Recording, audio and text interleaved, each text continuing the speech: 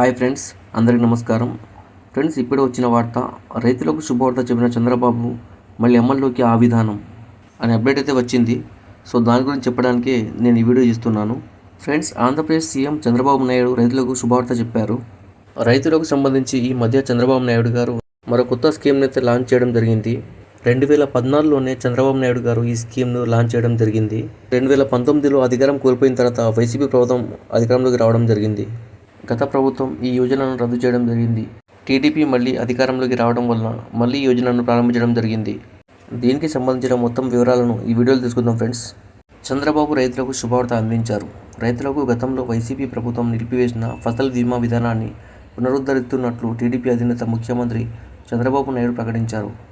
బుధవారం వ్యవసాయ, జలవనరుల శాఖలపై సమీక్ష సందర్భంగా సీఎం చంద్రబాబు ఖరీఫ్ సీజన్కు సరిపడా సాగునీరు అందేలా చూడాలని అధికారులను ఆదేశించారు. ప్రభుత్వ రాయితీలు, సాయం ద్వారా రైతులకు సాగు ఖర్చులు తగ్గించే మార్గాలను అన్వేషించాలని, ఫసల్ బీమా యోజన పథకం నిర్వహణపై గత ప్రభుత్వం నిర్లక్ష్యంగా వ్యవహరించిందని విమర్శించారు. గత వైసీపీ ప్రభుత్వం ప్రాజెక్టుల నిర్వహణను గాలికి వదిలేసిందని, వ్యవస్థలు అన్నీ మళ్లీ గాడిన పడాలని సూచించారు. ప్రకృతి వైపరీత్యాలు లేదా వర్షపాతం కారణంగా పంట నష్టం జరిగినప్పుడు రైతులకు సహాయం అందించడం వల్ల రైతులు హర్షం వ్యక్తం చేస్తున్నారు.